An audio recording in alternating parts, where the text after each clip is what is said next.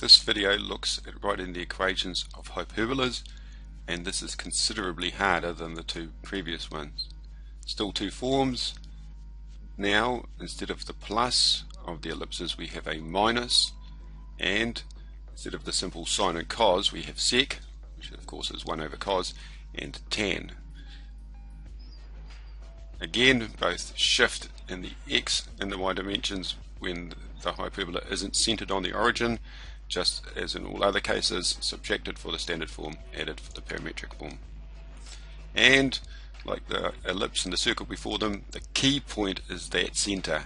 That center allows us, once decided, to find all the parameters relatively quickly.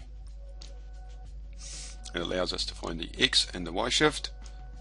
It allows us to find the a, which is the distance from the center to the vertex, and we then have a bit of a problem. This is why this is harder than ellipses. We either need another piece of information, which to find the b, which is we would need one of the asymptotes, or we have to plug a point in.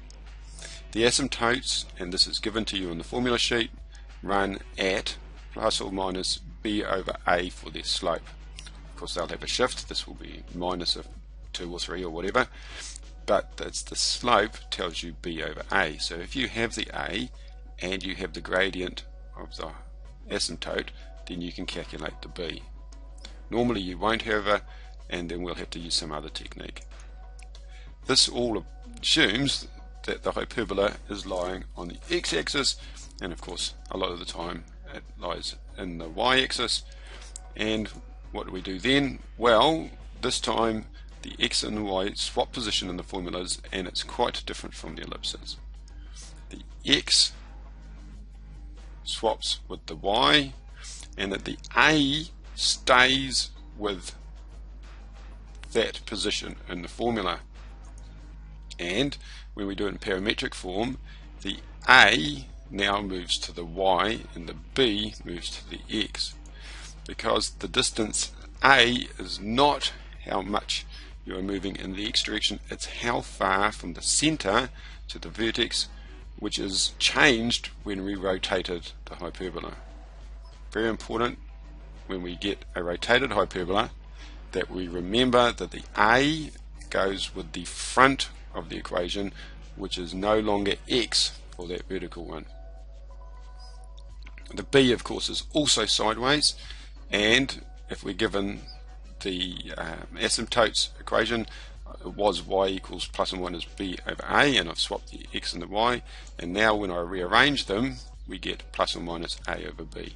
Very important with vertical hyperbola to pay strict attention to where that a and the b go, and the asymptote will swap, and the formula does not tell you that.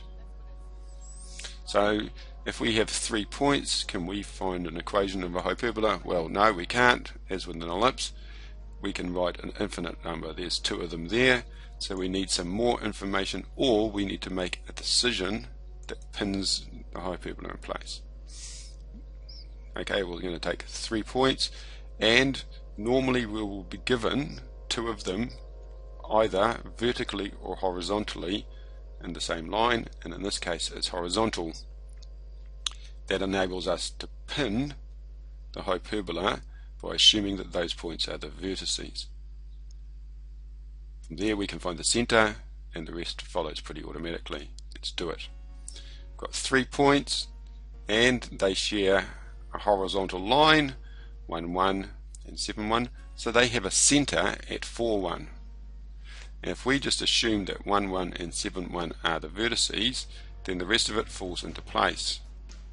We take our equation and we substitute in our a, which is 3 because it's 3 across from 4, 1 to 7, 1, and there our 3 goes into our equation, and our x and our y shift go in, 4 across in the x, 1 in the y.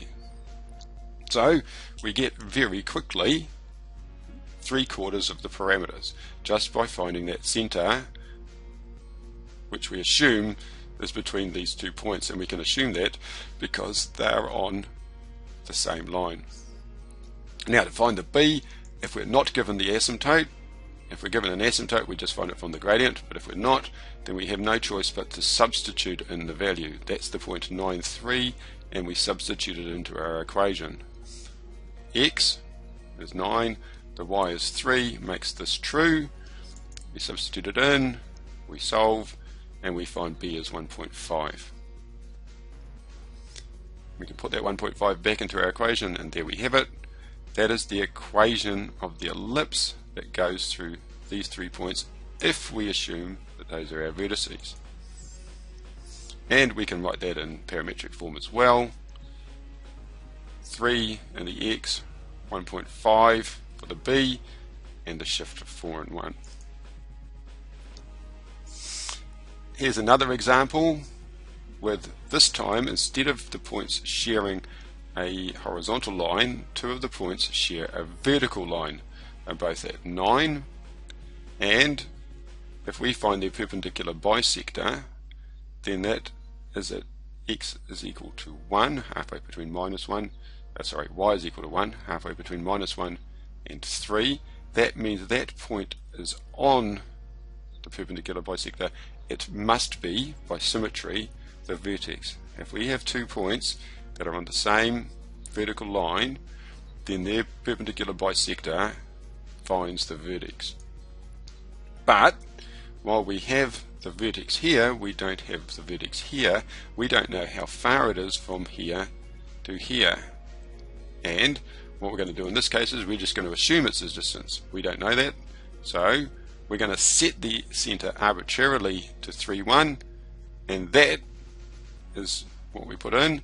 And once we have a set, we've got our x and y shift, but we know from 3, 1 to 7, 1 is the a. So that a is 4. The 4 is from 3, 1 to 7, 1. So we've got our x shift and our y shift because we've arbitrarily decided the center, and that also finds us our a parameter. Once again, we have to find our b parameter, and once again I'm going to stick a 9, 3. The x of 9 and the y of 3 make this true, and we solve again similarly to before, and this time we get a hideous b, but nonetheless it works. So we can stick that b back into our equation, and that's the equation for those points, assuming that we made our center at 3, 1. If we made our center at 2, 1, we get yet another formula, but it would still work. It would still pass through these 3 points. Again, we can write it in parametric form. So b in the a, the shifts. So when writing equations for hyperbola, we have to find the center. We find the center by being between the 2 vertices, and we are either given those or we assume them. If we're given one vertex and we don't know the other, then we just make an assumption, and that will fit for an equation, if not every equation, for the hyperbola.